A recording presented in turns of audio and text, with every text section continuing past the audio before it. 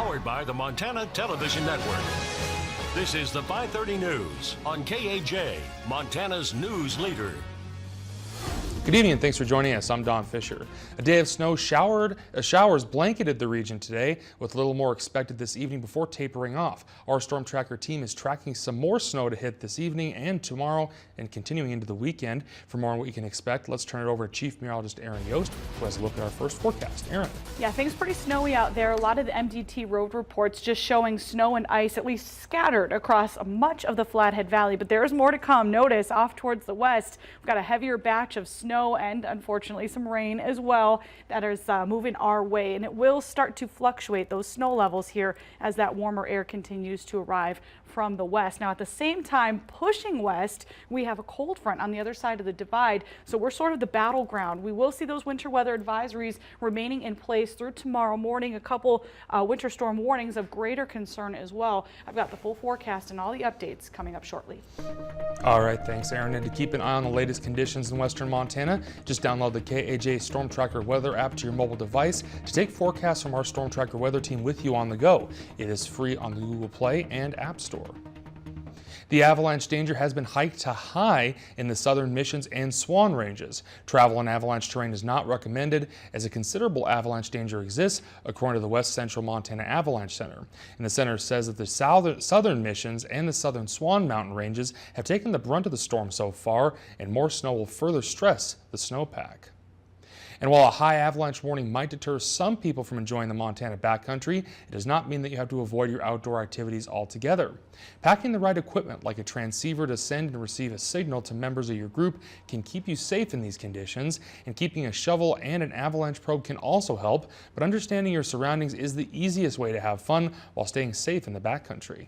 Stay off them slopes greater than 30 degrees, wind-loaded slopes, where the wind obviously has pushed the snow from one side of the mountain over to another side, you know, and them are generally very unstable. But yeah, if it's a high avalanche danger, you just, you know, you just play in the lower elevation and flatter stuff.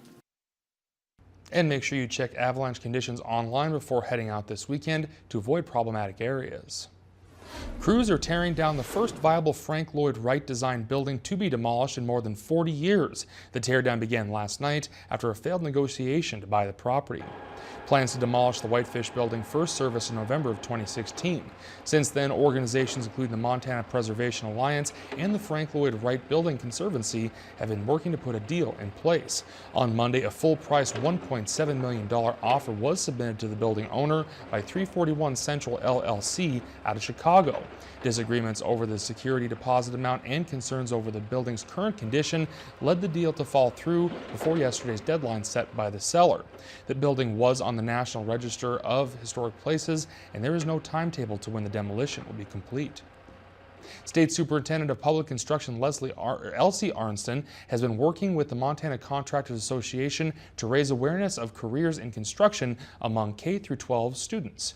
Thursday, she spoke with students from Flathead and Glacier High School at the site of the home construction that is being done by students. The construction of these homes is part of the program that teaches students about the construction trade and filling the industry's need for more skilled workers. Arnston was given a tour of one of the completed homes and two that are currently under construction. She talked to them about how every individual has their own path, and that just because you don't go to college doesn't mean you can't make a career for yourself through something like construction. She also talked about the importance of being engaged in school, but also said that it isn't just about learning in the classroom, but outside of it as well. It's not just about learning inside the school, it's about learning in the community. It's benefiting the community. It's making not only their community proud, but Montana proud.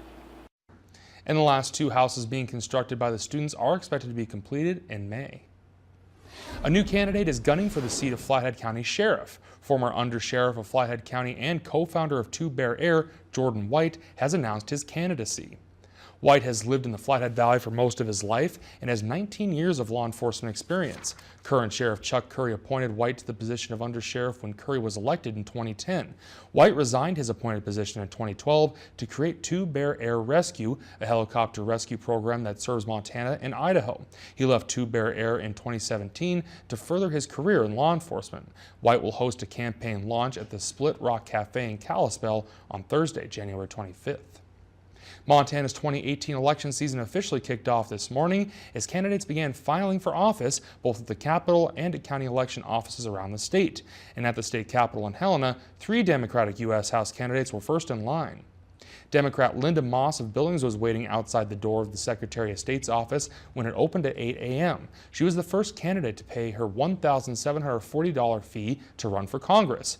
Close behind her were 2 other Democratic House candidates, Billings Attorney John Heenan and Grant Keir of Missoula, a former land trust director. All 3 are vying for Democratic nomination to take Republican Congressman Greg Gianforte. Republican U.S. Senate candidate Troy Downing also filed later this morning, and another House and Senate candidate are expected to file this afternoon. Downing is one of as many as 6 Republicans who may file to challenge Democratic U.S. Senator John Tester. Democrats who filed this morning to take on Gianforte say they're eager to get things going. I announced first I wanted to take on Greg Gianforte. I wanted to represent Montana. It was important to me to be here at 8 a.m. so I could file and be official. I work at the grassroots, and I plan to take my grassroots work to the halls of Congress. And candidate filing in Montana lasts until March 12th. The Missoula Children's Museum remains closed after tests deem that the air quality is unhealthy. The facility, which sits above a private cigar club, is waiting further testing to determine if the poor air quality is coming from tobacco. MTN's Kent Lutzen spoke with the museum director about this ongoing issue. First and foremost, no one should walk into a public space and be affronted by tobacco odor in 2018. That's unacceptable and it's untenable. We have to find the source of this, and logic will tell us one thing, but data is going to tell us another. Museum patrons began sending complaints of tobacco smell to the Missoula City County Health Department, which in return led to the Health Board filing a lawsuit against the Fool's End Cigar Club. The Children's Museum has elected to stay closed since the beginning of December due to the possibilities of poor air quality. Robert said with roughly 2,000 visitors a month, it's been hard to find other locations to host events, and it's been tough economically. Revenue streams have been challenged, and so has our operations at large. We do have family education and curricular workshops that we lead that can still happen, but they have to happen off-site. So it's a real challenging logistical circumstance right now, but the reality is until we fully understand what the source of the problem is and how to permanently solve it, we're not going to let guests back in here. As for now, Roberts is hoping the tobacco-specific tests will bring a conclusion to this problem. We just want to get back to a safe space, a healthy space, something that we have confidence in and the public can, without any doubt or concern, come and spend their money and invite their families and their babies to crawl around on our floor without any worry. Kent Lutzen, MTN News, Missoula. And we reached out to the health department, but they were unable to respond as they are currently in litigation with the Cigar Club. There's an urgent new warning today from the National Highway Traffic Safety Administration and Ford Motor Company about specific Ford Ranger models with Takata airbags. Chris Van Cleve reports from Washington. Ford is telling owners of about 3,000 model year 2006 Rangers built at the now closed Twin Cities assembly plant to stop driving the small trucks immediately. An exploding Takata airbag inflator killed a Ranger driver in West Virginia in July. Ford figured out the airbag inflator was made on the same day as the one in Joel Knight's Ranger. The 52-year-old South Carolina man was killed in 2016 when he struck a cow in the middle of the road. His airbag deployed and a piece of shrapnel flew out of it and into his neck. The vehicles are already under recall, but now Ford wants all Rangers built between August 10th and December 15th, 2005 not to be driven until repairs are made. The company said in a statement, "We take this matter very seriously and are advising owners of these specific 2006 Ford Rangers to stop driving their vehicles so dealers can make repairs immediately." Ford says it will be notifying owners by mail, phone, and text and has the parts on hand to replace those inflators. The National Highway Traffic Safety Administration said it's critical owners get the message and said it's extremely important that all high-risk airbags are tracked down and replaced immediately. NHTSA has now recalled more than 42 million cars with Takata airbags, and the inflators are now linked to at least 21 deaths worldwide. Chris Van Cleve, CBS News, Washington. And Ford says that it will send mobile repair teams to owners' homes, tow vehicles to local dealerships for repair, and provide loaner vehicles, all free of charge. And coming up, we'll have Aaron's forecast with important details you need to know about the winter weather system impacting the region. Find out how much snow we'll see in a few minutes. Plus, we'll take you to California for the latest on the deadly mudslides as search and rescue teams make progress. Stay with us.